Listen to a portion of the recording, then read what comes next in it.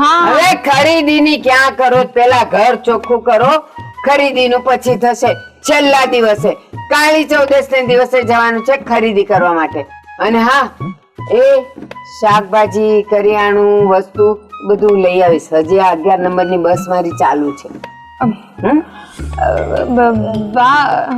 બાકી છે તમે? એટલે અમે ખરીદ લઈશું એમ.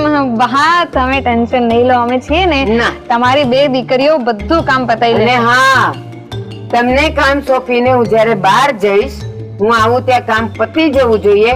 પછી હું એ કામને ચેક કરીશ કે તમે વેઠ ઉતારી છે કે સાચે સારું કર્યું છે. કામ નહીં થયું હોય તો તમે શું કરશો? એટલે શું સજા આપશો ને એના પર ડિપેન્ડ રહેશે કે કામ કરવું કે. જ્યાં સુધી ઘરની બહાર પગ નથી મૂકવાનો, મોબાઈલ તમારા લઈ લેવામાં આવશે. એટલે પછી જુઓ કે તમારે કામ કરવું છે કે નથી કરવું, એ તમે નક્કી કરજો. ગમે ત્યાં છુપાવો, ફોન જતા રહેશે.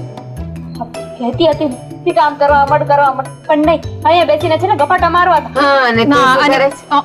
કોનું છે? મારી પાસે ફોન નથી. જો ના ના, તું શું કરે છે? તું એને કહી છે તો તું શું કરે? હા, હું તો એને કહેતી જ હતી કે કામ થઈ ગયું છે, પણ એને છે ને મને વાતો એવી વળગાડી ને કે હું ભૂલી ગઈ. જો, તમારા બંનેના બાના મારે હવે જોવાય નથી, સાંભળવાય નથી, અને એના પર અમલ નથી કરવો. પણ હું જે કહું ને એના પર અમલ તમારે આમ કરવાનો.